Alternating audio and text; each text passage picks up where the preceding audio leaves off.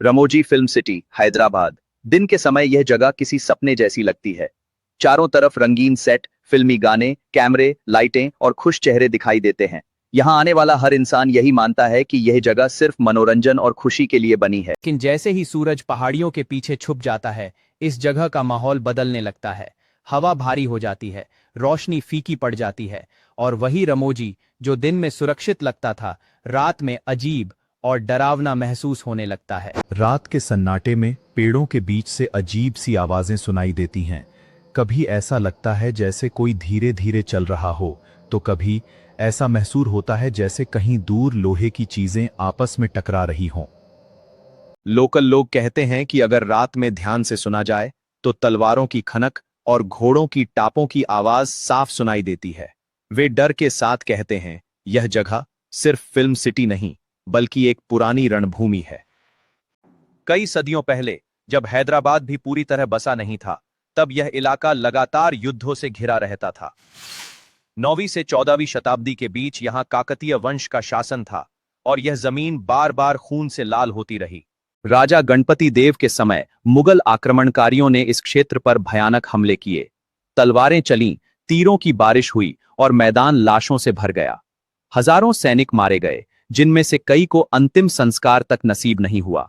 कहा जाता है कि जिन योद्धाओं की मौत अधूरी इच्छा और गुस्से के साथ होती है, उनकी आत्मा उसी जमीन से बंध जाती है।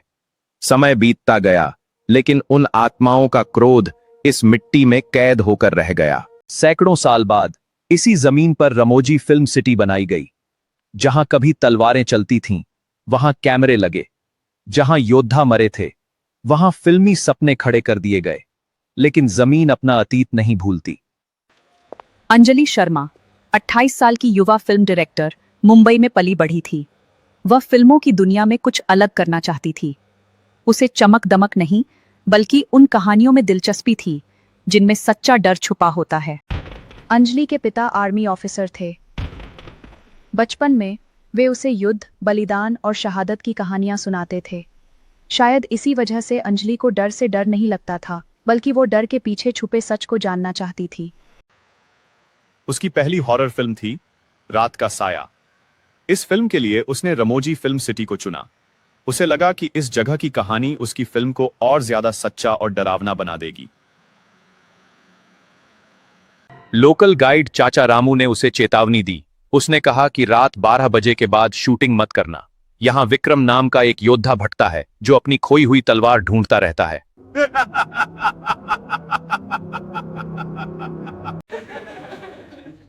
टीम के लोगों ने चाचा रामू की बातों को मजाक समझा। अंजलि भी मुस्कुरा दी। उसे लगा कि ऐसी कहानियां हर जगह सुनने को मिलती हैं और शायद यही डर उसकी फिल्म को खास बना देगा। पहली रात शूटिंग शुरू हुई। पुराना महल सेट, नकली दीवारें और चारों तरफ गहरा सन्नाटा। सीन आसान था। एक लड़की जो रात में अकेले महल के अंदर चल रही है, बिना ये जाने कि वो अकेली नहीं है।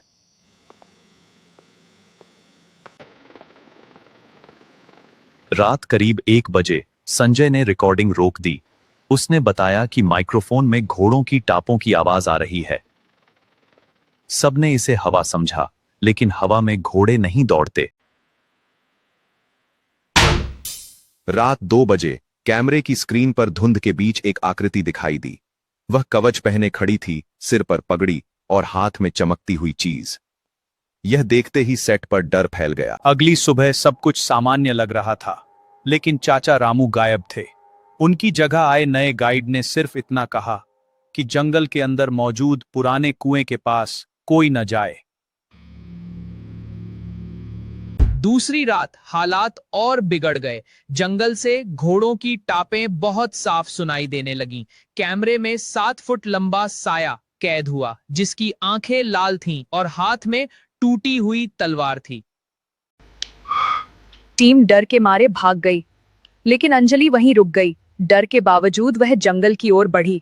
उसके अंदर डर से ज्यादा सच जानने की जिद थी, जो उसे उस पुराने कुएं तक ले गई। कुएं के अंदर पानी में एक तलवार चमक रही थी। जैसे ही अंजलि ने उसे बाहर निकाला, हवा अचानक रुक गई। उसी पल उसके सामने सेनापति विक्रम की डरावनी आकृति प्रकट हो गई। जैसे ही अंजलि ने मंत्र पढ़ना शुरू किया, तलवार जलने लगी। मुक्ति नहीं चाहिए, उसे फिर से रण चाहिए। तभी जंगल से सैकड़ों योद्धाओं की आत्माएं बाहर आने। अंजलि समझ गई कि ये आत्माएं कभी मुक्त नहीं होंगी। उसने पूरी ताकत लगाकर तलवार तोड़ दी। एक भयानक चीख गूंजी और जंगल कांप उठा। धीरे धीरे सारी परछाइयां अंधेरे में समा गईं। सुबह सब कुछ सामान्य था, न कोई खून, न कोई सबूत। फिल्म की शूटिंग बंद कर दी गई, लेकिन अंजलि के हाथ पर तलवार का निशान रह गया, जो उस रात की सच्चाई को हमेशा याद दिलाता रहे। उस निशान के साथ अंजलि मुंबई लौट आई, लेकिन उसका मन वहीं अटका रहा। रात को सोते समय उसे अब भी घोड़ों की टापें सुनाई देती थीं। वह जान चुकी थी कि उसने सिर्फ एक तलवार नहीं तोड़ी, बल्कि एक सोई हुई ताकत को जगा दिया था। मुंबई की चकाचौंध में भी अंजलि को शांति नहीं मिली। भीड़ के बीच उसे अक्सर ऐसा लगता जैसे कोई उसे देख रहा हो।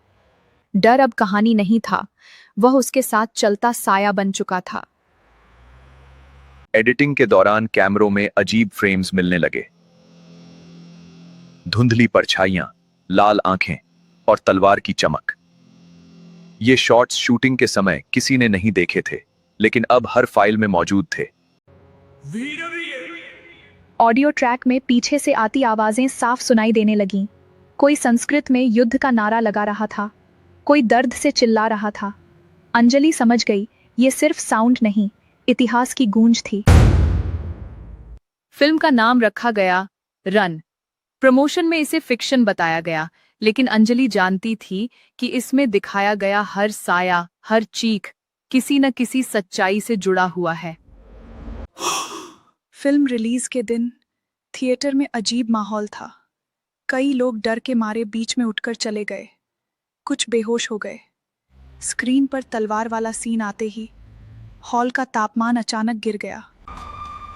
सीसीटीवी फुटेज में एक 7 फुट लंबी परछाई साफ दिखी, जो किसी इंसान की नहीं थी। अगले दिन अखबारों में लिखा गया, फिल्म के दौरान कई दर्शकों ने भूत देखने का दावा किया। कुछ लोगों ने इसे मार्केटिंग स्टंट कहा, लेकिन रमोजी फिल्म सिटी के पुराने कर्मचारी चुप रहे। उनके लिए यह नई बात नहीं थी। उन्होंने वही देखा था जो सालों से महसूस करते आए थे। रमोजी फिल्म सिटी में शूटिंग 2 महीने के लिए रोक दी गई। गार्ड्स ने रात की ड्यूटी लेने से मना कर दिया। हर रात पुराने सेट्स के पास घोड़ों की आवाज अब और तेज हो गई थी। पुराने कुएं के आसपास मिट्टी बार बार धंसने लगी। लोकल लोगों ने कहा, रण फिर से शुरू हो रहा है, जैसे जमीन अपने अंदर दबी यादों को दोबारा बाहर निकाल रही हो। वापसी पर वह अकेली थी। वही अंधेरा, वही रास्ता। अचानक उसके सामने विक्रम की टूटी हुई आकृति उभरी। इस बार वह गुस्से में नहीं था, बल्कि थका हुआ और कमजोर लग रहा था। विक्रम ने स्वीकार किया कि तलवार टूटने से उसका बंधन कमजोर पड़ा है, लेकिन उसकी सेना अब भी फंसी हुई है। अगर आखिरी युद्ध को स्वीकार नहीं किया गया, तो ये आत्माएं हमेशा भटकती रहे। अंजलि ने युद्ध को नहीं, शांति को चुना। उसने अंतिम संस्कार की अग्नि जलाई। मंत्र पढ़े गए, नाम पुकारे गए। पहली बार रणभूमि पर तलवार नहीं, प्रार्थना गूंजी। एक एक कर आत्माएं रोशनी में बदलने लगीं। विक्रम ने आखिरी बार अंजलि को देखा और सिर झुकाया। सदियों पुराना युद्ध आखिरकार समाप्त हो गया। सूरज उगा, हवा हल्की थी और रमोजी पहली बार शांत महसूस हुआ, जैसे जमीन ने लंबी सांस ली हो।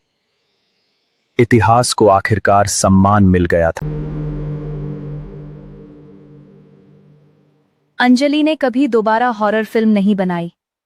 उसने कहा, कुछ कहानियां कैमरे के लिए नहीं होती, कुछ सिर्फ समझने और सम्मान देने के लिए होती हैं। आज भी अगर आप रमोजी फिल्म सिटी में रात बिताएं, तो ध्यान से सुनिए। शायद आपको भी बहुत दूर से रण की आखिरी गूंज सुनाई दे।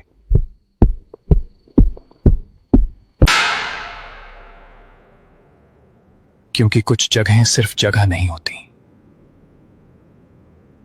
वे यादें होती हैं, और यादें कभी मरती नहीं। अगर आपको यह कहानी डरावनी लगी तो सोचिए, यह सिर्फ कहानी नहीं है। सवाल यह है, क्या आप कभी ऐसी जगह पर खड़े हुए हैं जहां इतिहास अब भी जिंदा है?